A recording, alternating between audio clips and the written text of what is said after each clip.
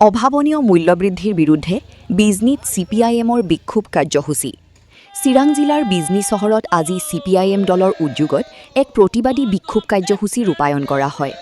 অত্যাৱশ্যকীয় সামগ্ৰী, পেট্ৰল, ডিজেলৰ লগতে জীৱনদায়িনী ঔষধৰ অস্বাভাৱিক মূল্যবৃদ্ধিৰ বিৰুদ্ধে এই প্ৰতিবাদ সাব্যস্ত কৰে দলটোৱে। চিপিআইএম কাৰ্যালয়ৰ সন্মুখত অনুষ্ঠিত এই কাৰ্যসূচীত দলটোৰ নেতাকৰ্মী আৰু সমৰ্থকসকলে বৃহৎ সংখ্যাত অংশগ্ৰহণ কৰে। প্ৰতিবাদকাৰীসকলে কেন্দ্ৰ আৰু ৰাজ্য চৰকাৰৰ বিৰুদ্ধে বিভিন্ন শ্লোগান দি ক্ষোভ প্ৰকাশ কৰে। প্ৰতিবাদকাৰীসকলে অভিযোগ উত্থাপন কৰি কয় যে নিত্য প্ৰয়োজনীয় সামগ্ৰীৰ লাগামহীন মূল্যবৃদ্ধিৰ ফলত সাধাৰণ জনসাধাৰণৰ জীৱন যাপন অত্যন্ত কষ্টকৰ হৈ পৰিছে। লগতে শীঘ্ৰে মূল্য নিয়ন্ত্ৰণৰ ব্যৱস্থা গ্ৰহণ কৰাৰ দাবী জনায়। চিপিআইএমৰ এই বিক্ষোভ কাৰ্যসূচীৰ ফলত কিছু সময়ৰ বাবে প্ৰতিবাদস্থলী উত্তাল হৈ পৰে। News desk, Bijni force 24। মূল্যবৃদ্ধি হৈছে কিয়? মোদী চৰকাৰ জবাব। ৰন্ধন গেছ, পেট্ৰল, ডিজেল ইত্যাদিৰ দাম বৃদ্ধি পাইছে কিয়? জবাব লাগে, জবাব দিয়ক। চিপিআইএম মূল্যবৃদ্ধিৰ বিৰুদ্ধে আপোনাৰ ৰাইজ এক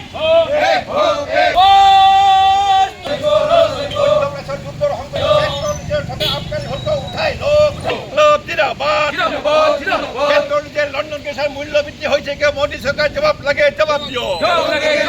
যুদ্ধৰ গয়নালৈ পেট্ৰল ডিজেলৰ মূল্য বৃদ্ধি কৰা নচলিব। যুদ্ধৰ মহিলালৈ মূল্য বৃদ্ধি কৰা নচলিব। পেট্ৰল ডিজেল থকা আবকাৰী শুল্ক উঠাই লওক। পেট্ৰল ডিজেল থকা আবকাৰী শুল্ক উঠাই লওক। কোটি লক্ষ লক্ষ কোটি টকা ৰেহাই দি পেট্ৰল ডিজেলৰ মূল্য বৃদ্ধি কৰা নচলিব। কোটি লক্ষ লক্ষ কোটি টকা ৰেহাই দি মূল্য বৃদ্ধি কৰা নচলিব।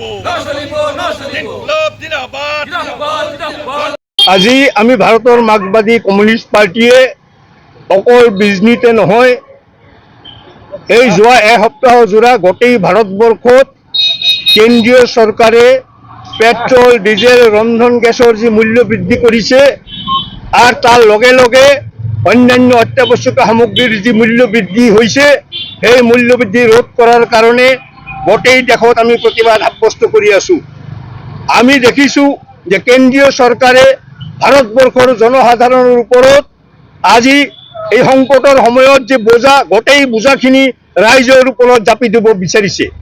কিন্তু বিগত সময়ছোৱাত দেখিছোঁ যেতিয়া আন্তৰ্জাতিক বজাৰত পেট্ৰল ডিজেলৰ দাম অতি কম আছিল, সেই সময়তো ভাৰতবৰ্ষৰ চৰকাৰে কৰ্পৰেটৰ স্বাৰ্থত আৰু কেন্দ্ৰীয় তহবিল পূৰ্ণ কৰাৰ স্বাৰ্থত আজি পেট্ৰল ডিজেলৰ ওপৰত অতিৰিক্ত শুল্ক জাপি দি আমাৰ ভাৰতবৰ্ষত পেট্ৰল ডিজেলৰ মূল্য বৃদ্ধি কমোৱাৰ ব্যৱস্থা কৰা নাই, যেতিয়া আন্তৰ্জাতিক বজাৰত ইয়াৰ দাম কম আছিল।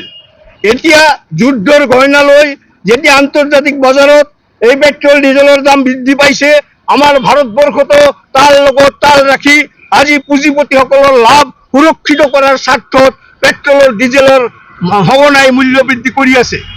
এই যে যোৱা 5টা ৰাজ্যৰ ওপৰত নিৰ্বাচন হৈ গ'ল, এই নিৰ্বাচনৰ পিছতেই আমি লক্ষ্য কৰিছোঁ এই সময়ছোৱাৰ ভিতৰতেই 4বাৰকৈ পেট্ৰল, ডিজেল, ৰন্ধন গেছৰ দাম বৃদ্ধি কৰা হ'ল, যিয়ে আজি আমাৰ সৰ্বসাধাৰণ ৰাইজৰ জীৱন জীৱিকাৰ ওপৰত ভয়াৱহ আক্ৰমণ নমাই আনিছে। আমি সেইকাৰণে চৰকাৰৰ ওচৰত দাবী কৰিছোঁ, আজি বিগত সময়ছোৱাত চৰকাৰে যে অতিৰিক্ত হাৰত শুল্ক আহৰণ কৰিছে, এই শুল্কৰ পৰাই জনসাধাৰণক ৰেহাই দিয়াৰ কাৰণে পেট্ৰল, ডিজেল, অত্যাৱশ্যকীয় সামগ্ৰীৰ মূল্য বৃদ্ধি ৰোধ কৰাৰ ব্যৱস্থা কৰক।